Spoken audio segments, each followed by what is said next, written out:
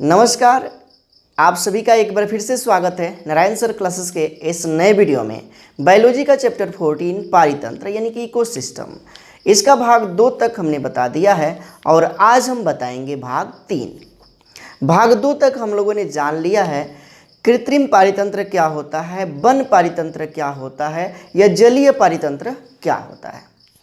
आज के वीडियो में हम पढ़ेंगे पारितंत्र में ऊर्जा का प्रवाह, यानी कि एक पोषी स्तर से दूसरे पोषी स्तर में ऊर्जा का प्रवाह कैसे होता है, इस वीडियो के माध्यम से हम पढ़ेंगे। तो प्रारंभ करते हैं आज का ये सेशन और सबसे पहले हम जान लेते हैं पारितंत्र में ऊर्जा का प्रवाह। जैसा कि हम सभी को पता है कि इस पृथ्वी पर ऊर्जा का सबसे बड़ा स्रोत या एकमात्र स्रोत सूर्य है, कुछ जलीय पारितंत्र को छोड़ दिया जाए तो। सूर्य से जो सौर विकिरण आती है उसका 50% से भी कम मात्रा प्रकाश संश्लेषणात्मक सक्रिय होता है, मतलब कि 50% से भी कम मात्रा का उपयोग प्रकाश संश्लेषण की क्रिया में किया जा सकता है। लेकिन उसमें से भी जो पौधे होते हैं केवल 2 से 10% भागी प्रकाश संश्लेषण की क्रिया में लगाते हैं, केवल 2 से 10% भागी, और उसी के द्वारा जो ऊर्जा प्राप्त होती है उस ऊर्जा का उपयोग संपूर्ण विश्व में पोषण के लिए किया जाता है। यानी कि संपूर्ण विश्व का जो जीव है, सजीव है, उसी ऊर्जा का उपयोग करता है। तो पृथ्वी पर सभी जीवों को ऊर्जा उत्पादक से ही प्राप्त होती है, यानी कि प्रत्यक्ष या प्रत्यक्ष रूप से सभी जीव उत्पादक पर ही ऊर्जा के लिए निर्भर है। अतः सूर्य से ऊर्जा जाती है उत्पादक में, जैसे कि ये है सूर्य है, ये सूर्य है।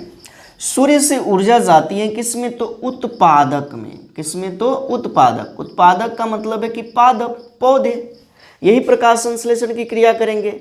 उसके बाद से उत्पादक से ऊर्जा जाती है प्राथमिक उपभोक्ता में। प्राथमिक उपभोक्ता,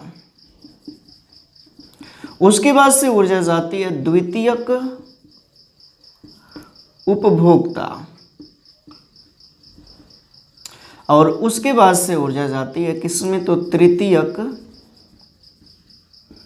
उपभोक्ता में। इसका मतलब है कि सूर्य से पौधे ऊर्जा प्राप्त करते हैं, उसका उपयोग प्रकाश संश्लेषण की क्रिया में करते हैं। प्रकाश संश्लेषण से जो ऊर्जा प्राप्त होती है वह ऊर्जा प्राथमिक उपभोक्ता को प्राप्त होती है। प्राथमिक उपभोक्ता से ऊर्जा जाती है द्वितीयक उपभोक्ता में, उसके बाद से तृतीयक उपभोक्ता में। इसका मतलब ये है कि ऊर्जा का प्रवाह एक दिशीय होता है। एक दिशा यानी कि यूनिडायरेक्शनल। ऊर्जा का प्रवाह केवल एक ही दिशा में आता है, सूर्य से उत्पादक, उसके बाद से उपभोक्ता में।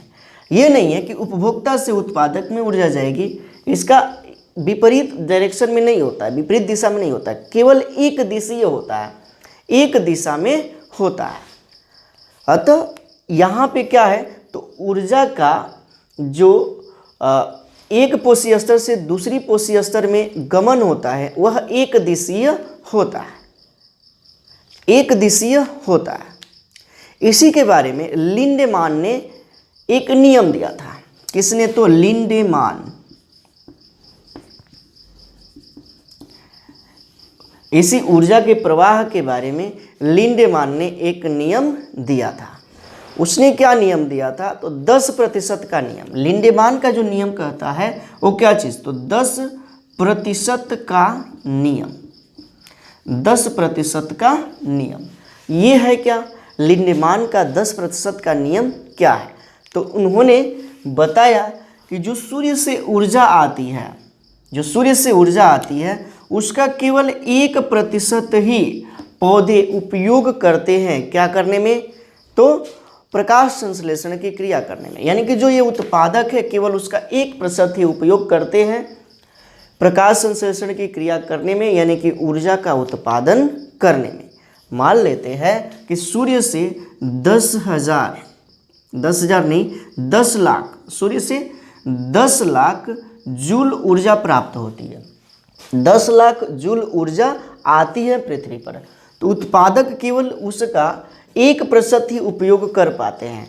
तो तो 10 लाख का 1% होता है कितना, तो 1000 जूल। कितना होता है, तो 1000 जूल।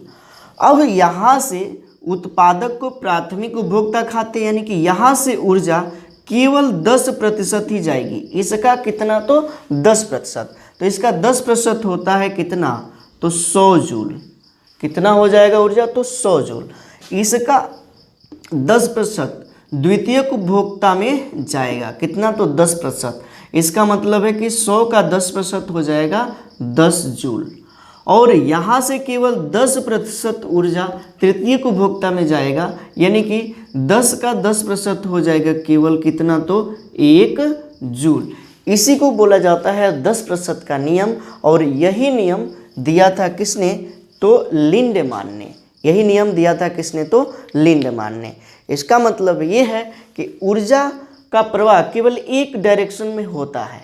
एक पोषी से दूसरे पोषी स्तर में ऊर्जा का प्रवाह केवल एक डायरेक्शन में होता है। और किस तरह से, तो वहाँ पे 10% का नियम लागू होता है, जो कि बताया था किसने, लिंडेमान ने। यानी कि सूर्य से जो ऊर्जा प्राप्त होती है, पृथ्वी पर एकमात्र ऊर्जा का स्रोत सूर्य है।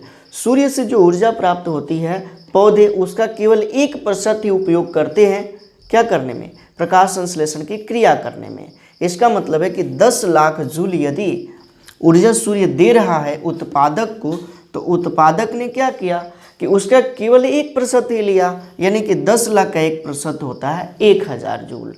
अब यहाँ पे क्या है, उत्पादक को प्राथमिक उपभोक्ता खाते हैं।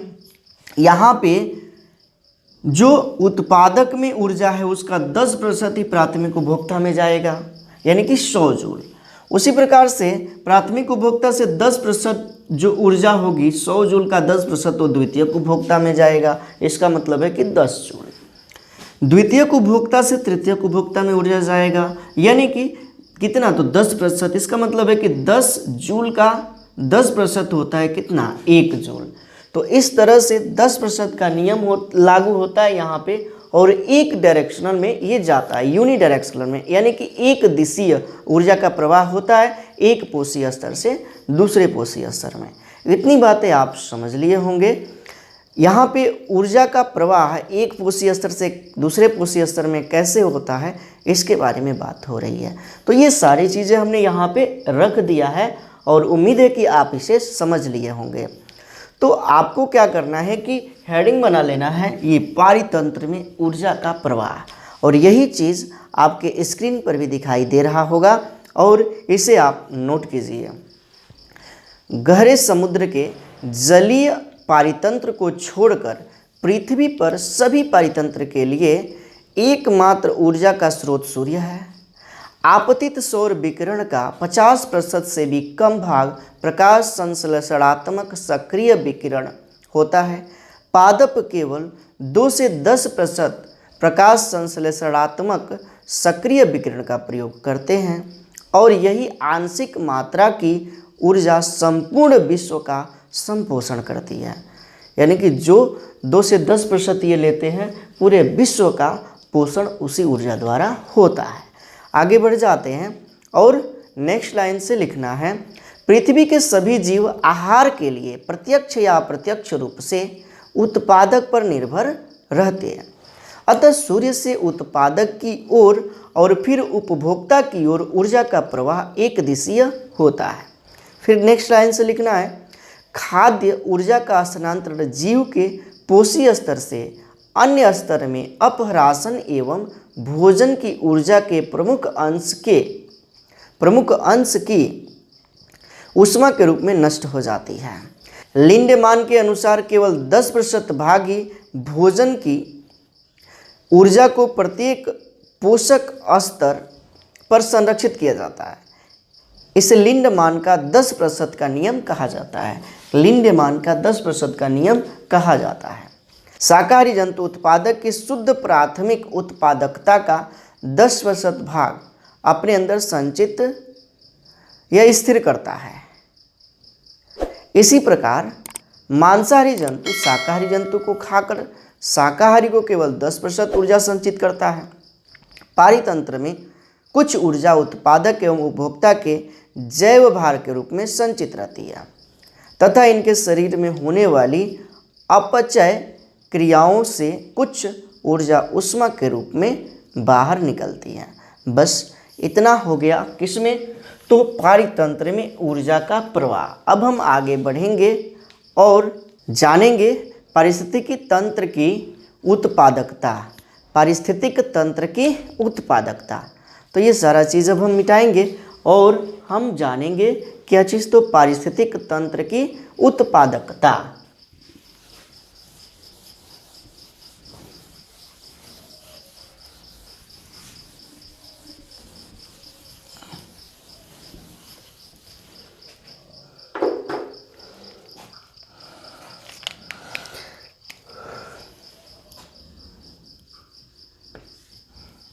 पारिस्थितिक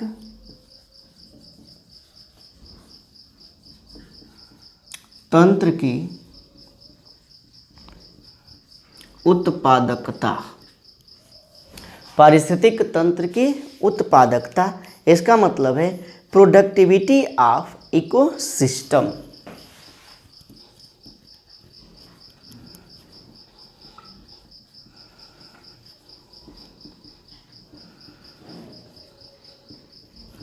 प्रोडक्टिविटी ऑफ इकोसिस्टम, पारिस्थितिक तंत्र में पोषी स्तर की उत्पादकता।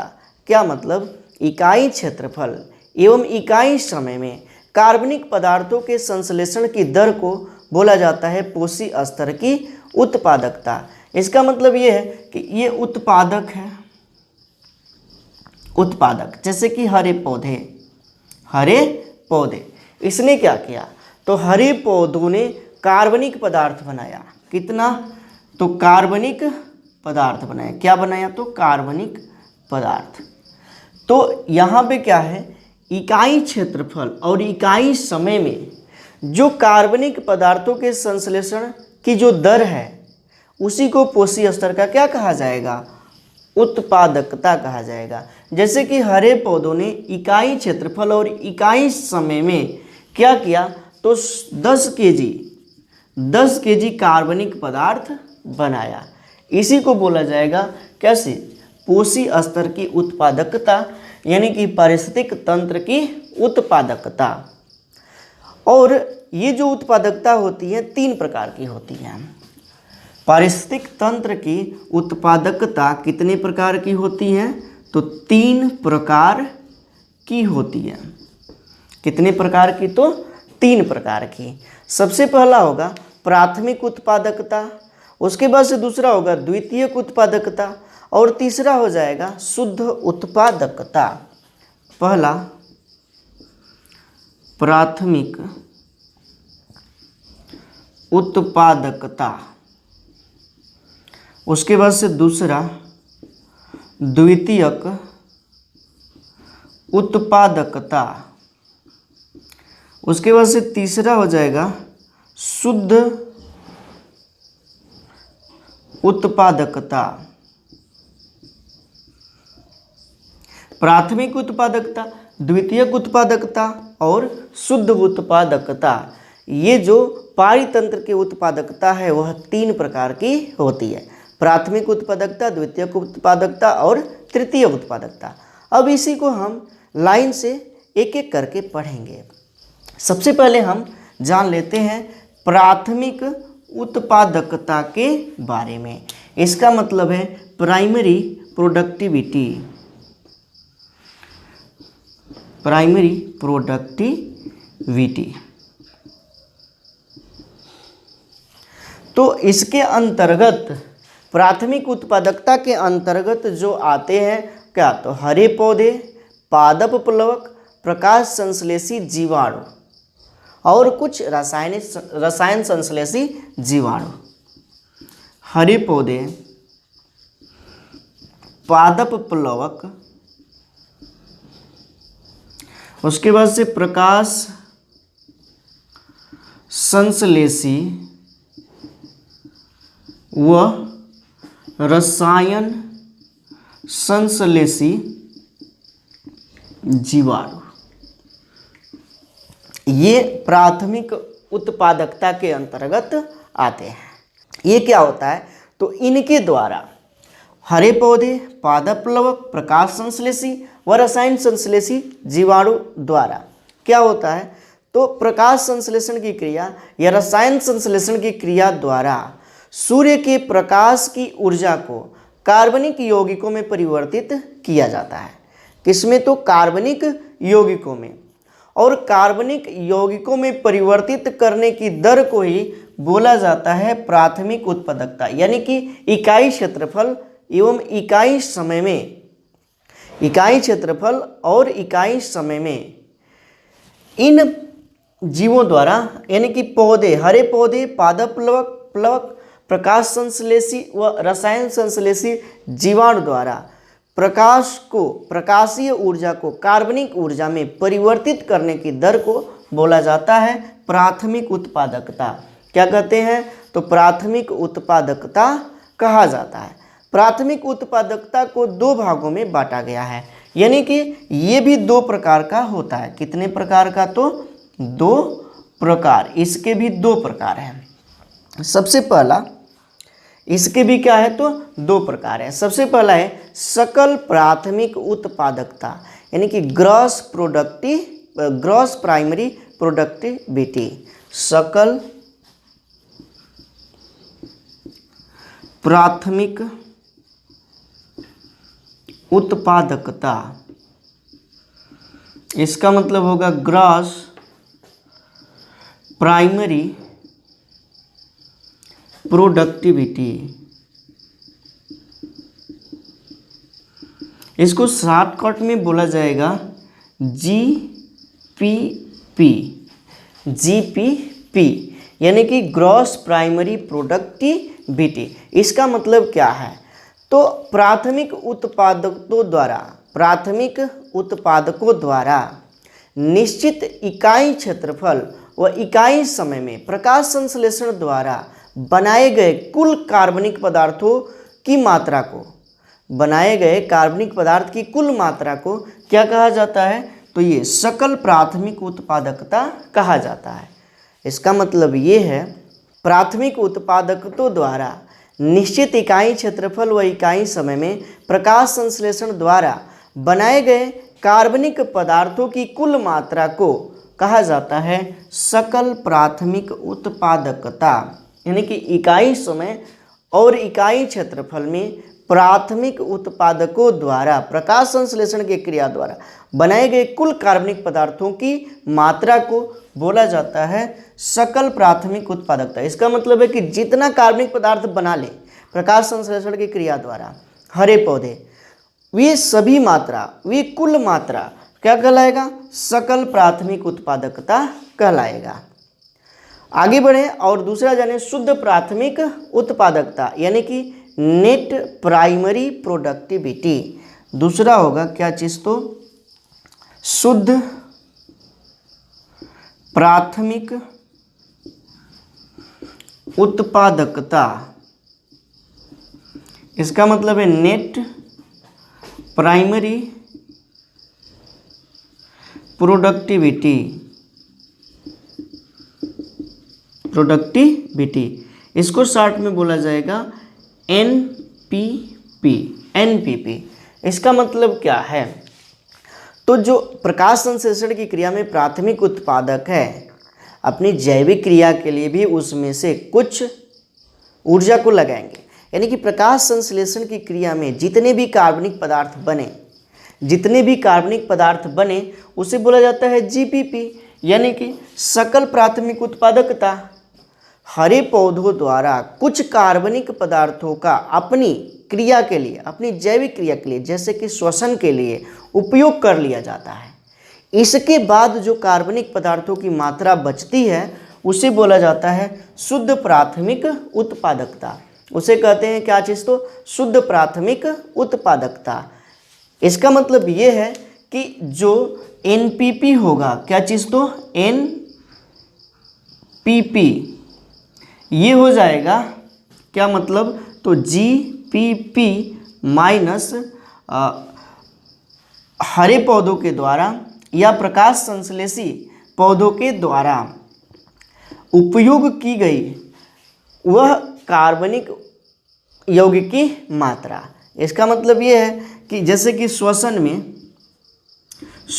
में उपयोग किया गया, तो श्वसन में जो खपत हो गया उसमें से क्या करेंगे, जीपीपी में से श्वसन वाले कार्बनिक यौगिकों को माइनस कर देंगे, तो बच जाएगा क्या चीज़, आ जाएगा एनपीपी। जैसे कि मान लेते हैं कि यहाँ पे सकल प्राथमिक उत्पादकता में जो पौधों ने जो कार्बनिक पदार्थ बनाया वो कितना है, तो 10 kg है, 10 kg, जिसमें से उसने अपने श्वसन की क्रिया में यूज कर लिया 2 kg, कितना, तो 2 kg।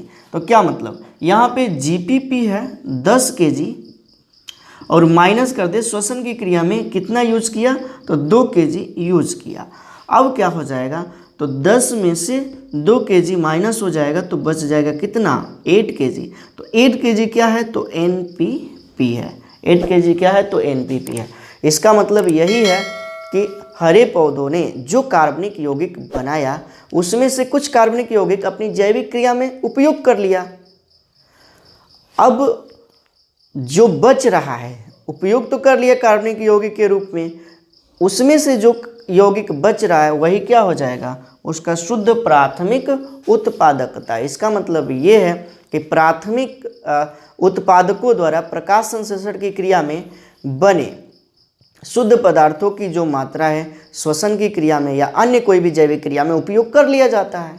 इसके पश्चात जो शेष कार्बनिक पदार्थ बचता है उसे बोला जाता है क्या चीज़, तो एनपीपी, उसे ही कहा जाता है एनपीपी। तो जो बचा है उसका उपयोग पौधे अपने वृद्धि जीव भार में वृद्धि अपने कोशिकाओं में संचित कर लेते हैं, जिससे कि उसके भार में वृद्धि होता है। इसी को हम क्या कहेंगे, एनपीपी, यानी कि शुद्ध प्राथमिक उत्पादकता। इतनी बातें आप समझ लिए हैं यहाँ पे सकल प्राथमिक उत्पादकता और शुद्ध प्राथमिक उत्पादकता के बारे में। तो यहाँ पे आप लोगों को हेडिंग बनाना है पारिस्थितिक तंत्र की उत्पादकता, जो कि आपके स्क्रीन पर भी दिखाई दे रहा होगा, और इसे आप लिखिएगा, पारिस्थितिक तंत्र की किसी भी पोषी स्तर द्वारा इकाई क्षेत्रफल एवं इकाई समय में कार्बनिक पदार्थों के संश्लेषण की दर को उस पोषी स्तर की उत्पादकता कहते हैं। उत्पादकता 3 प्रकार की होती है। उत्पादकता 3 प्रकार की होती है। पहला प्राथमिक उत्पादकता यानी कि प्राइमरी प्रोडक्टिविटी, इसके बारे में लिखना है। इनमें हरे पौधे, पादप प्लवक, प्रकाश संश्लेषी जीवाणु एवं कुछ सीमा तक रसायन संश्लेषी जीवाणु आते हैं। इनके द्वारा प्रकाश संश्लेषण एवं रसायन संश्लेषण क्रिया से सौर ऊर्जा को कार्बनिक यौगिकों में परिवर्तित करने की दर को प्राथमिक उत्पादकता कहते हैं। प्राथमिक उत्पादकता 2 प्रकार की होती है। प्राथमिक उत्पादकता कितने प्रकार की होती है, 2 प्रकार की। इसमें हेडिंग बना लेना है सकल प्राथमिक उत्पादकता। पहला सकल प्राथमिक उत्पादकता यानी कि ग्रॉस प्राइमरी प्रोडक्टिविटी, शॉर्ट में लिखना है जीपीपी। इसमें लिखना है प्राथमिक उत्पादकों द्वारा निश्चित इकाई क्षेत्रफल व इकाई समय में प्रकाश संश्लेषण द्वारा बनाए गए कार्बनिक पदार्थों की कुल मात्रा को सकल प्राथमिक उत्पादकता कहते हैं। सकल प्राथमिक उत्पादकता कहते हैं। उसके बाद से दूसरा हेडिंग बना लेना है शुद्ध प्राथमिक उत्पादकता यानी कि नेट प्राइमरी प्रोडक्टिविटी, शॉर्ट में लिखना है एनपीपी, और इसमें लिखना है उत्पादकों द्वारा प्रकाश संश्लेषण में बने कार्बनिक पदार्थों की कुछ मात्रा का श्वसन क्रिया में उपयोग कर लिया जाता है। इसके पश्चात बचे शेष कार्बनिक पदार्थों को विभिन्न रूपों जैसे कार्बोहाइड्रेट, प्रोटीन, वसा आदि के रूप में संचित कर लिया जाता है। इस प्रकार प्राथमिक उत्पादकों द्वारा संचित कार्बनिक पदार्थों की मात्रा को शुद्ध प्राथमिक उत्पादकता कहते हैं। और उसके बाद से नीचे से लिखना है एनपी बराबर जीपीपी माइनस श्वसन की क्रिया। ये चीज़ जो है उसके नीचे से लिख लेना है। अब हम जानेंगे द्वितीयक उत्पादकता के बारे में। इसके बारे में प्राथमिक उत्पादकता तो हो गया, अब हम जानेंगे द्वितीयक उत्पादकता के बारे में। तो आप इसका स्क्रीनशॉट लीजिए, उसके बाद से हम पढ़ेंगे द्वितीयक उत्पादकता क्या होता है।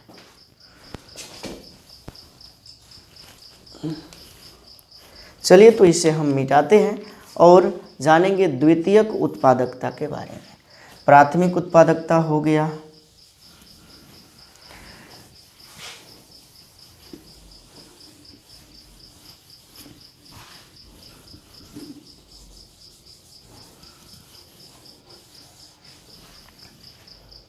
दूसरा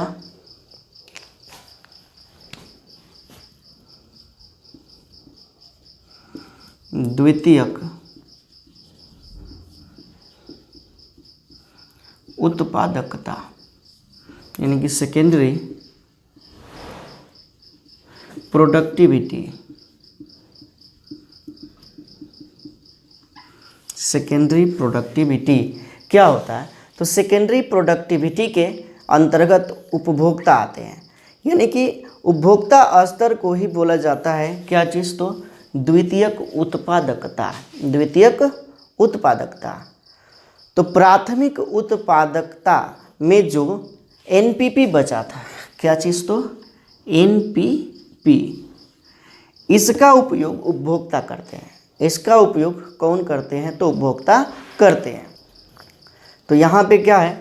तो जो एनपीपी है, उत्पादक द्वारा, प्राथमिक उत्पादक द्वारा कार्बनिक पदार्थों का उपयोग किसके द्वारा होता है? तो उपभोक्ता के द्वारा होता है। उपभोक्ता क्या करते हैं कि उस कार्बनिक पदार्थों का उपयोग करते हैं, जिसे बनाया किसने? प्राथमिक उत्पादकता ने। तो प्राथमिक उत्पादक द्वारा बनाए गए कार्बनिक पदार्थों का उपयोग कौन करते हैं? तो ये उपभोक्ता, और उसे ही बोला जाता है द्वितीयक उत्पादकता। द्वितीयक उत्पादकता, इसका मतलब ये है कि जो संचित भोज्य पदार्थ है या संचित कार्बनिक पदार्थ है एनपीपी के रूप में प्राथमिक उत्पादकता का, उसका उपयोग उपभोक्ता करते हैं, चाहे वो प्रथम प्राथमिक उपभोक्ता हो, द्वितीयक उपभोक्ता हो, तृतीयक उपभोक्ता हो, और उसे अपने शरीर में संचित करते हैं, जिससे कि उनके जीव भार में वृद्धि होती है। उनके जीव भार में क्या होती है? तो वृद्धि होती है। तो उपभोक्ताओं द्वारा अधिक मात्रा में संचित पदार्थों के कारण पूरे समुदाय के जीव भार में वृद्धि होती है, और जो वृद्धि हुई है उसी वृद्धि को बोला जाता है द्वितीयक उपभोक्ता। द्वितीयक उपभोक्ता। तो आप हेडिंग बना लीजिएगा, ये दूसरा द्वितीयक उपभोक्ता, और इसमें लिखना है जब ऊर्जा संचय की दर को उपभोक्ता स्तर पर मापा जाता है तो इसे द्वितीयक उपभोक्ता कहते हैं।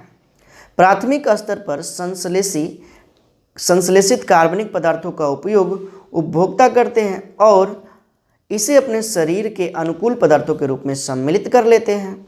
जब किसी समुदाय में संचित पदार्थों की मात्रा उपयोग में लाए गए पदार्थों से अधिक होती है तो इसे संपूर्ण समुदाय के जीव भार में वृद्धि होती है।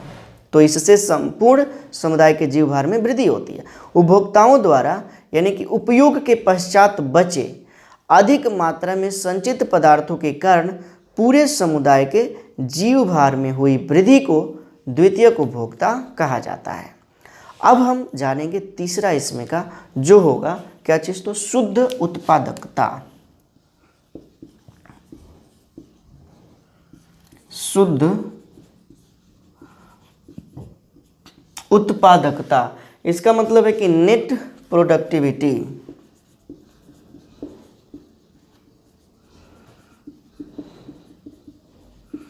नेट प्रोडक्टिविटी ये क्या है?